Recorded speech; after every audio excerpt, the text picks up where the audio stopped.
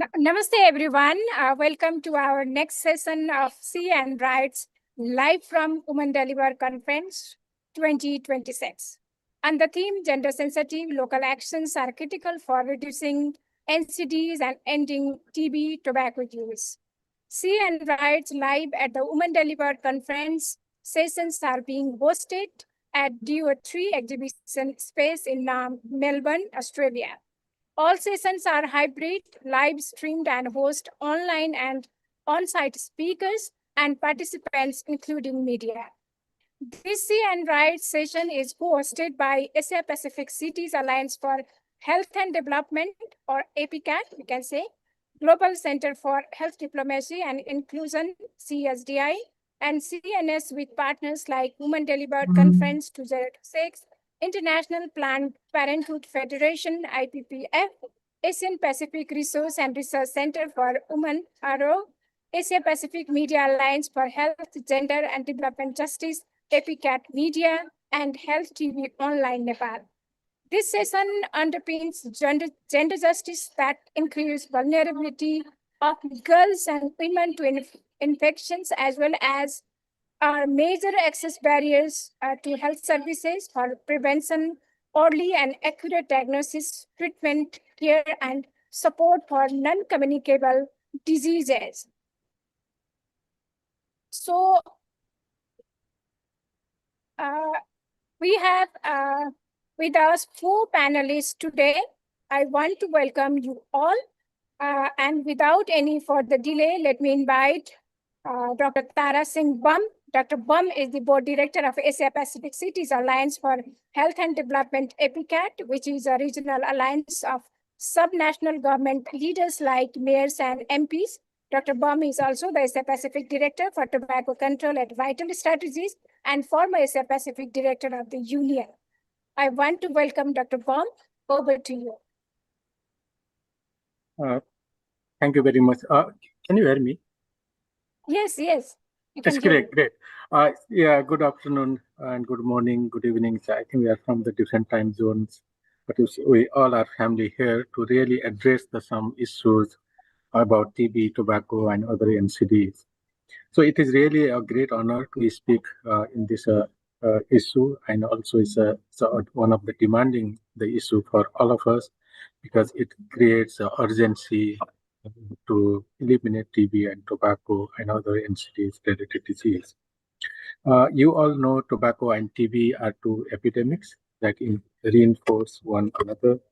Smoking damages the lungs, weakens the immunity, and increase the risk of tuberculosis infection. We also know that it also impacts on this disease severity, and also creates the relapse and ultimately the death. So TB really is one of the key issues for our societies and for our economic and health. When gender inequality is added to this burden, the impact becomes even greater. As per the WHO reports to 2025, that 54% of the people who developed TB were men, 35% were women, and 11% of them are children and young adolescents. So what we see from the reports, men often face higher TB mortality and poor treatment outcome. And one key lesson that we have learned is that smoking rates remain much higher among men in many countries, especially in high-burden TB countries. But on the other hand, women and girls are suffering from many ways. Even when the women smoke less, they are often exposed to second-hand smoke at home, at workplaces, at public places, and any other places. The evidence that we have suggests that women may delay seeking tuberculosis diagnosis because of stigma, caregiving responsibilities at home, financial dependencies, lack of mobilities, and so on. In many societies, a woman with a TB may face discrimination that we know, and isolation or reduced marriage prospects. WHO also suggests, and we have the global the partners in health, regionals, the action-oriented, the partners like the APCAT and others. We all know tobacco industries aggressively targets the women and girls through their marketing strategies and through their tactics and also various strategy throughout in the lifestyle. So the tobacco industry presents their product as their modern lifestyles, the products. Therefore, there is more that we need to do together. We need to ask the governments make a local action. This is why we need a gender sensitivity response, and this is where mayors and local governments can make a big difference. Cities where people live, work, travel, and seek healthcare, local leaders are often close to them and can act faster than any others, even the national system. Global health organizations like World Health Organization, the Bloomberg Philanthropies, Vital Strategies, the Union, and many more, they are increasingly promoting local leadership, local action as essential drivers of public health. The Bloomberg and the WHO has launched long time back a partnership for healthy cities that helps a lot to build the local leaderships and local action. At the same time, Asia Pacific Cities Alliance for Health and Development's APCAT, which is actually based in Singapore and focus more on the Asia Pacific. It's another one of the good example how it approaches at the local level by engaging local leadership, especially mayors and the local leaders, as well as the other societies organized. Therefore, the mandates of the APCATs, I would like to just highlight a few of them. The first, we believe mayors can create a smoke-free environments at the local level by enforcing smoke-free policies in all public places, workplaces, even also educating the peoples and households to protect their, the families and the children from second-hand smoke. The second, the mayors can integrate tobacco control within the regular TB services at the health center level. The local health center can screen the smoker for TB symptoms, provide them the cessation advice to quit smoking.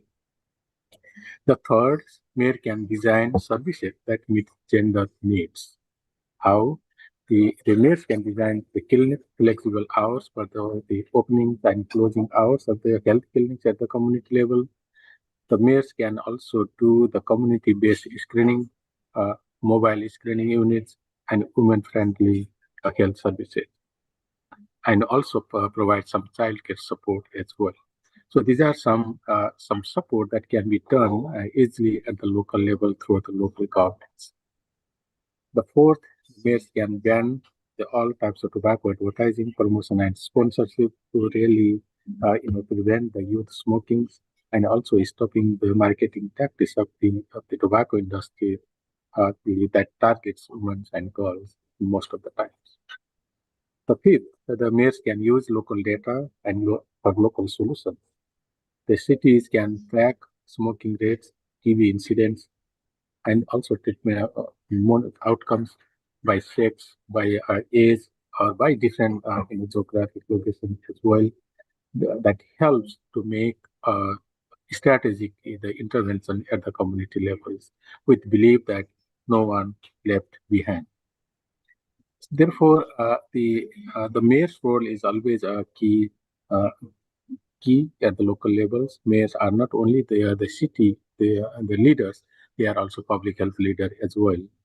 A mayor who creates a smoke-free city supports TB patients and protects women, children, can save thousands of lives. So I would like to conclude with some key messages. Gender-blind policies misses people. A gender-sensitive policy saves lives. That is, therefore, the mayors or any stakeholders that will work in the public health must have the key strategy to address the gender sensitivity. If we reduce tobacco in this, and definitely we can reduce tuberculosis. That suggests the global evidence and also the intervention as well. If we make our cities healthier, definitely we can make our nation stronger. And if we make our nation stronger, definitely we can go beyond that. So we can contribute to make a global health, sound global health. And if the local leaders act boldly, definitely that will help to encourage the national policymakers to act again boldly. So let's, from this session, I think we will have very good fruitful discussion to address the issues, how we can make a real difference at the local level through the local leaders, that is mayors, and through the civil societies at the local levels, and by engaging the families and the friends of the TV at the local level to really identify the issues of the TV, tobacco, and NCD, and identify the opportunities and solutions at the local level. I think the local level is the key. Therefore, at the APCAT, we always say the building local leaderships, holding them accountable, and sustaining the programs are the key strategies and interventions to address any of the public health issues, including TB and tobacco control. I stop here. Over to you, Kalpana. Thank you very much. Thank you so much, Dr. Bum, for your insightful thoughts. Thanks a lot. Now we move to the next speaker today, Dr. Ashish Shrestha, former National Professional Officer TB of WHO Nepal and former Senior Technical Manager at National TB Program of Nepal under the Save the Children and Global Fund. Over to you, Dr. Shrestha. Good morning, good afternoon, everyone. It is an honor to join this important platform of She and Rights Live at this Women Deliver 2026 forum. I'd like to thank the organizers for bringing together voices from across Asia Pacific and Africa to advance gender equity and health justice. I speak today from my experience working in Nepal's National TB and HIV program, and more broadly in strengthening public health systems and community-based responses. When we talk about TB and increasingly NCDs, we often focus on epidemiology, diagnostics, and treatment. But what we must recognize is that TB is just not a disease. It's just not an epidemiology. It is a deeply shaped social and justice inequality problem. Women and girls, especially in low-resource settings, are primary caregivers, hence increasing exposure to TB risk. They often seek healthcare with delay because they are the primarily ones responsible to take care of the families. They are the ones who are mostly dependent for financials to others and have limited decision-making power within the family and in the community. Experience of stigma is also more in these populations, and these all leads to a delay of diagnosis of disease like TB and now more of in diseases of NCDs. Women are often diagnosed late. Their preventive behaviors are also limited and are constrained by social norms. So the question is not just how to treat a disease, but how to design a system that works best for women, girls, and the vulnerable population. Gender-sensitive programs is a must, recognizing different barriers faced by women versus men, adopting services, the timing, the location, the outreach, and addressing stigma and social norms are utmost important. Right-based health services is a must. We should ensure equity, the dignity, and non-discrimination. We should be able to protect confidentiality, especially critical for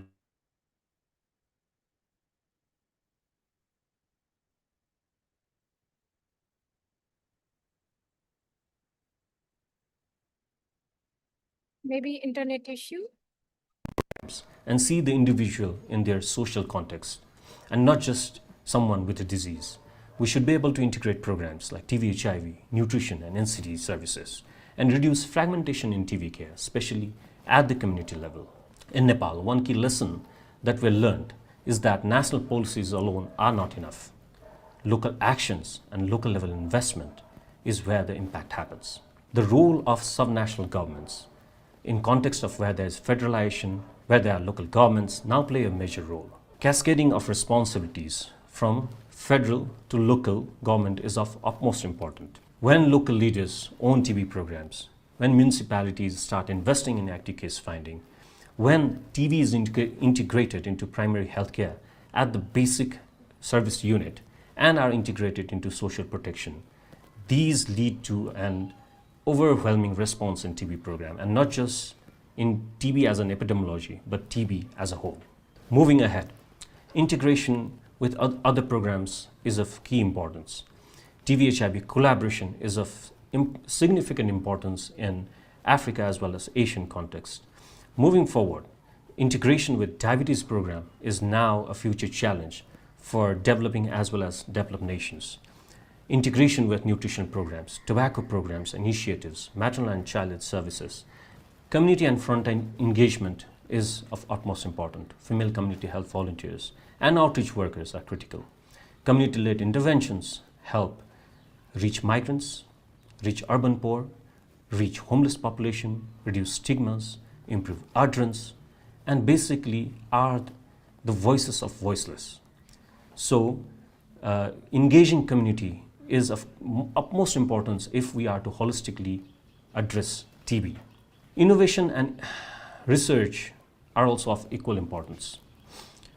Various researches like the recent ones done in Nepal, for example, introduction of artificial intelligence, inbuilt digital X-ray for screening in the communities. Technologies works only when it is accessible, acceptable, and equitable for women and vulnerable population. But despite progresses, several challenges remain. Gender is often mainstreamed in policy, but not in implementation.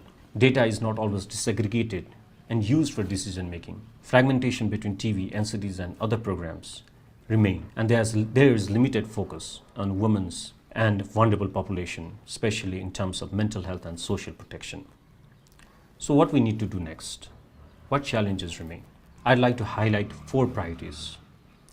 One is localized response.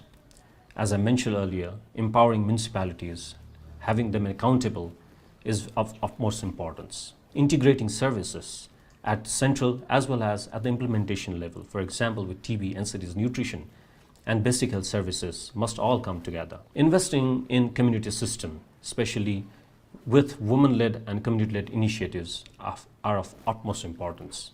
If we are serious about ending TB and addressing NCDs, we must move beyond biomedical approaches and invest in equity-driven, gender-sensitive, and locally led solutions.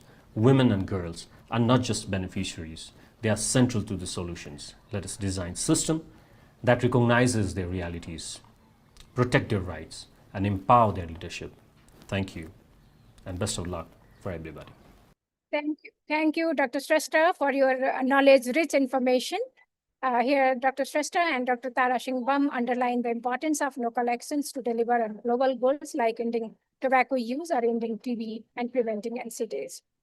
Moving forward, our next speaker, Lisbeth Arup, Head of Project Development at Humana People to People India. She and her team has championed local actions for the most underserved. Over to you. Thank you. Lisbeth. And good morning from New Delhi, and good afternoon to Melbourne, and good evening to wherever you are. Thank you very much for inviting me. I would first of all say thank you also to the first 2 speakers who highlight the necessity to work with the people most in need. And I would say this is what we do. I can say that over the last 10 years, we have been screening almost, or actually a little over 4 million people for TB and giving information. And we have found more than 7,000 people with TB and helped them to get access to treatment and care. So we can say what we do in the day-to-day life, we work together with some of the people who are most in risk and most in need, or we can even say that we fight together with them to end TB, as well as prevent non-communicable diseases and other health issues. It is the urban poor, and it is people of all genders. It is women, it is transgender people, and it is, of course, also men, as we heard from the first Dr. Bam, that is also in the highest risk of TB, as well as non-communicable diseases. We work with the homeless people who are living at the roadsides, under the bridges, near the railway stations, and in shelter homes. It's migrant workers, it is daily wage workers, and it is the women who do not manage or have access to get out of the house, either because they care for the children, there's no money, and so on and so forth. It is the people who are moving around, living in informal settlements, and the urban slums. So you can say it is a lot of people who are very, very poor, destitute. But I would say these are the people who are in very high risk. But it is necessary that they also become a part of the solution. They need to understand what is TB. They need to understand what is non-communicable diseases. They need to understand how to get access to care and, of course, test and treatment in the first place. So we work very close together with the National TB Program and the National Health Mission in the big urban cities. And I would say that when this cooperation starts to take place, and when the screening tools and health camps are available in the field, in the communities where they are most needed, then people are coming forward and become a part of the solution. In the initial days when we started the work, you can say even in HIV, that we started more than 25 years back, and there was not a lot of tools available, information from door to door, from person to person, or person to person, or like we say, from people to people, become utmost important, and it still is. It's necessary that everybody understands what is happening to my body, what is wrong, that we overcome stigma, that in general we spread awareness about HIV, TB, and also non-communicable diseases. We all need to be part of the solution and work together with the health system. So in the initial days, we had verbal screening, we had personal information, but I'm happy to say that today, in the most densely populated areas of Delhi, in shelter homes, under bridges, at the roadside, and so on, where people are staying, we are able to bring the best tools for screening out in the field, namely the handheld X-ray machines that are also AI-enabled. And in this manner, we detect even more people with TB.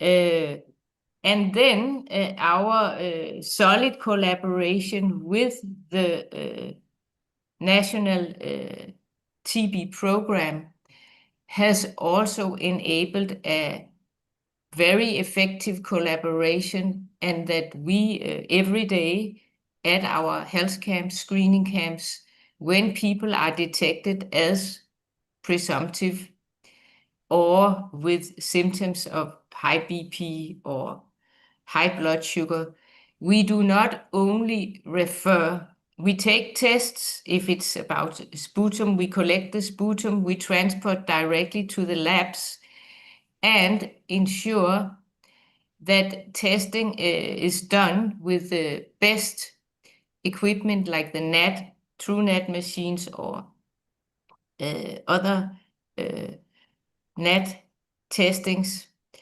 And then we ensure that people get the results we are in contact with the people who have been tested. We meet them one more time. And then if a person is diagnosed, we also support or facilitate that treatment will be initiated. Of course, it is initiated directly by the national program. But people need some support, that group of people in the most vulnerable communities, they need some support. And then they again also need information among the close friends or family members. What is happening now? What is TB? What is the treatment? What could be the possible side effects? Don't give up the treatment if you get some side effects. Let's talk together. There's a need for direct communication, direct information, and direct follow-up in order to adhere to treatments. And here we can say that the women in the communities, in the homeless communities, in the shelter homes, they are very essential to be both come under treatment themselves if needed, but also to be providers of treatment and also understand how does the system work. We also support people in order to get access to the government services. We have in India a nutrition program where people with TB can receive cash transfer for nutrition support. But some people don't have a bank account. Some people don't even have ID cards. And we support all along the way until the service is working. And women groups, women are organized in women health group, we call it, or Saheli groups. And they become very good in supporting each other with what it takes to sometimes get to the doctor in due time, get nutrition, help to take good care of the children, and so on and so forth. So I would say that it is very, very effective that people in the most affected communities become engaged, informed, and trained about the diseases and also how the health system works and what kind of supports they can get. And it's not always easy. And it is, that's why we say we fight TB. That is not only the disease itself, that's not only with medicines we fight, but we all know that sometimes we also need to challenge each other, not in a physical manner and going to war of that kind of thing, but actually from people to people giving sound advice, encourage each other to keep up the discipline, to not give up, and so on and so forth. This then and people are the best in the communities. The local people are engaged in that fight. It is basically their fight, and the rest of us, we can help, we can support, we can inform and train. That is our role. But I would also like to say that this is what actions or information and actions about the way forward, it gives hope. And that means that people get also courage, and the hope grows when you see what is the direction. Then many more people can take action.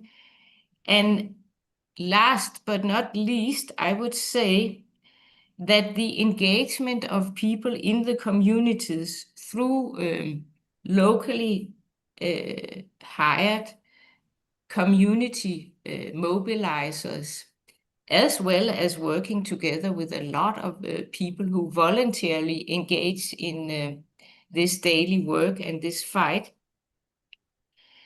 This is very important in order for us to end TB and to prevent non-communicable diseases as well as other illnesses. And I would also like to underscore that it is highly cost effective.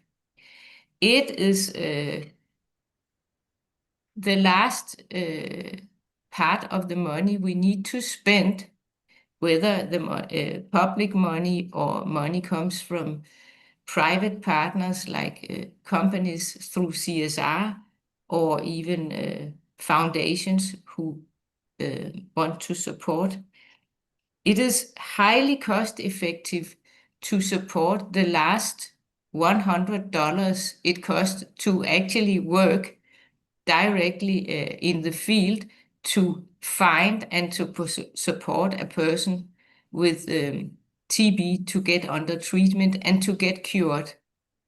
Because it is necessary for us to understand that we are all different.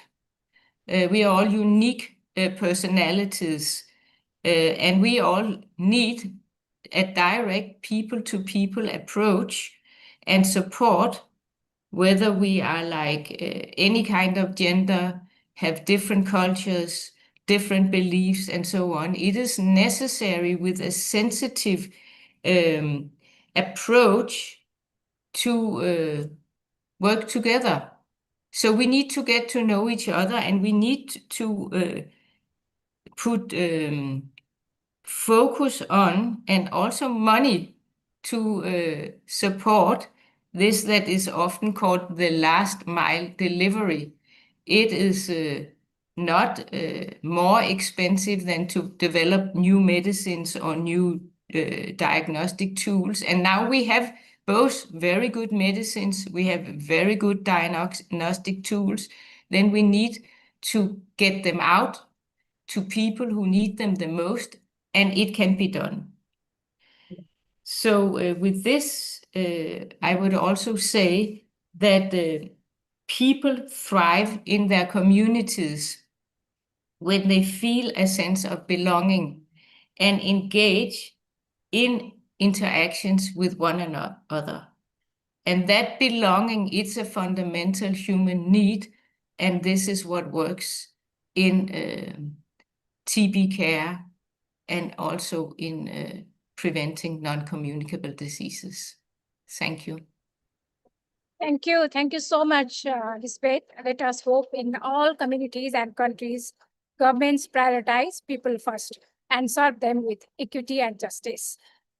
Thank you so much once again. Our last speaker today is Ashish Pednekar, Chief Engineer, Gallows Engineering. Heart disease is biggest killer on our planet today. We need to screen people in remote settings with portable ECGs and link those in need to heart care services so that we can save lives. Let us listen to Ashish. Over to you, Ashish.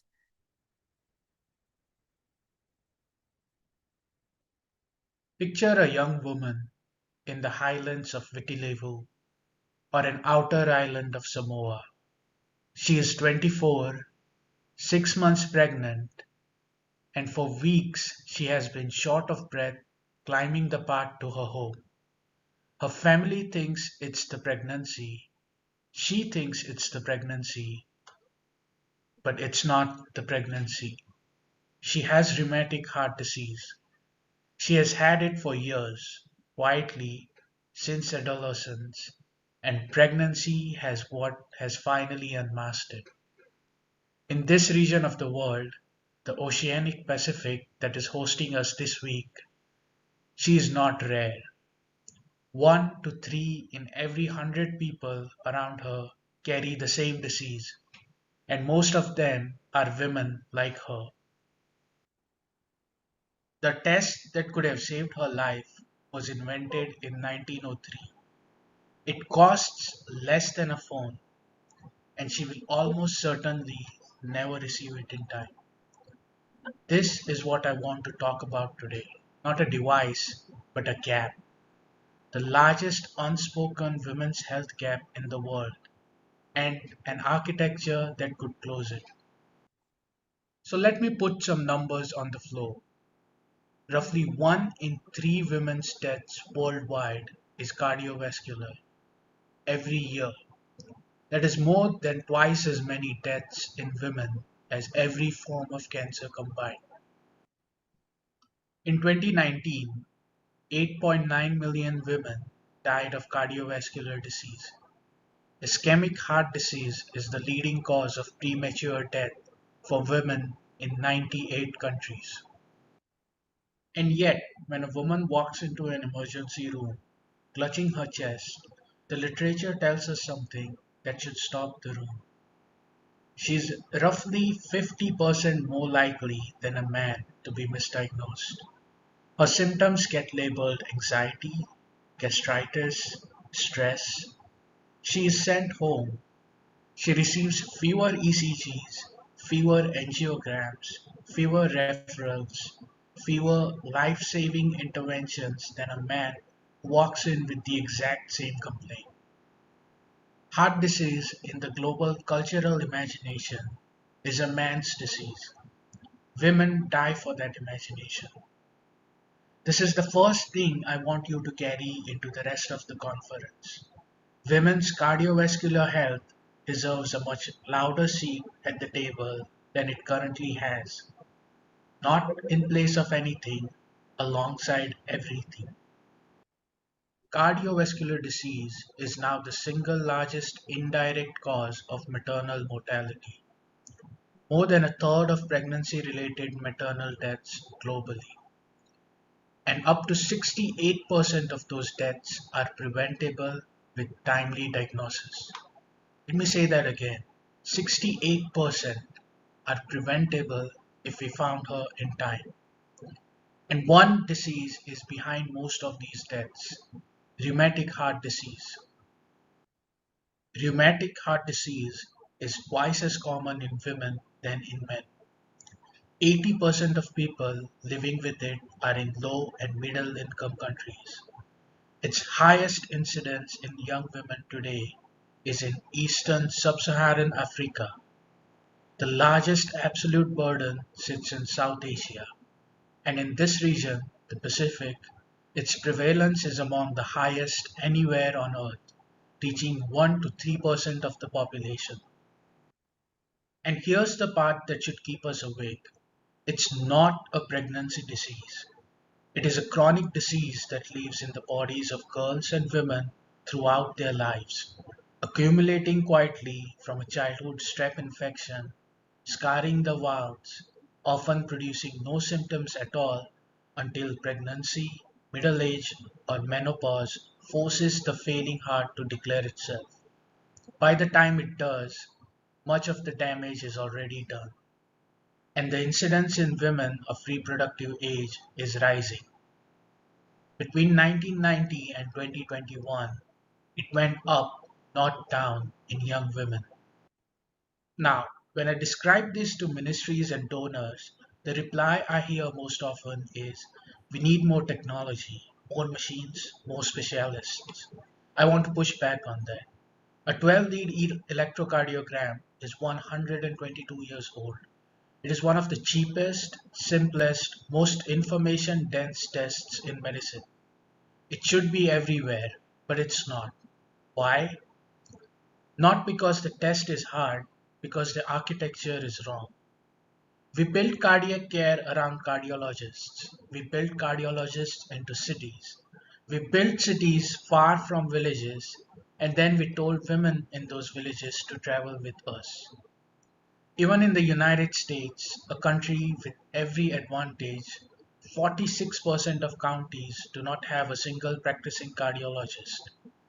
If that is the richest health system on earth, imagine the Pacific. Imagine a remote atoll. Imagine the walk. So the woman presents late, not because she is careless, but because there was nowhere to present early. What if the test came to her? What if the ECG lived in the pocket of the frontline health worker, the community health worker, the primary care nurse, the auxiliary health worker, the midwife, who is already there, already trusted, and already in her village? These workforces already exist, and they are vast. India's accredited social health activists program, ASHA, is roughly 1 million women strong. Brazil's Agente Comunitário da Saúde number around 270,000 and reach over half the national population through the family health strategy. Ethiopia's health extension workers blanket every rural kebele. Bangladesh's BRAC, Shrestha Sevikas, have run hypertension and TB screening at scale for decades. Across the global south, the largest cadre of trusted health workers in human history is already deployed. Cardiac diagnosis is one of the few clinical workflows we have not yet handed to them. What if she could record a diagnostic grade 12-lead trace on the phone she already carries and get a cardiologist's reading back within minutes from anywhere in the world? This is not a future. This is a design choice we are not yet making at scale. And where this has been tried, Indonesia, India, Ghana, Peru, Brazil, the data is consistent. In the Makassar tele-ECG program in Indonesia alone, patient satisfaction was 95%, and every recording was clinically usable. Similar results from rural Karnataka, from peri-urban Akara, from the highlands of Cusco. The model is not theoretical, it is just under-deployed. Frontline workers can do this. They're already doing this. The missing piece is not competence, it's permission, investment, and design. I will leave you with 4 asks. 1. Make space for women's cardiovascular disease and rheumatic heart disease in particular within the sexual, reproductive, maternal, newborn, child, and adolescent health conversation of every ministry and every multilateral in this room. It deserves more room than it currently gets. 2. Fund point-of-care cardiac diagnostics in primary care, not just in hospitals. Let the nurses, community health workers, midwives, auxiliary health workers, the whole frontline workforce screen. Trust them with the tools. 3. Build with and not for. Wherever access is binding constraint, across continents, languages, and indigenous communities, design the tools, the standards, and the rollouts alongside the people who will use them. Solutions imposed from outside fail. Solutions built alongside their users last. 4. Recognize that resilient, battery-powered portable diagnostics are not just medical equipment. In a warming, displacing, destabilizing world, they are climate adaptation infrastructure. The test is 122 years old. The woman is 24. The distance between them is not technology. The distance between them is us. When we close it, when we finally put that diagnostic in the hand of the woman already standing beside her, we will not just be finding a disease. We will be saying at last that her heart was worth listening to. Thank you. Thank you. Thank you so much, Anis. It is a wonderful presentation and wonderful information you shared here. Now we're at the end of the session.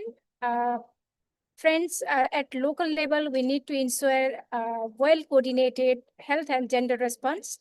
Different government programs, departments, and ministries need to work together for integrated health, gender, and development response. With these words, let us conclude today's session and see you in our next session, See and Rights live session from Women Deliver Conference 2026 in next few minutes.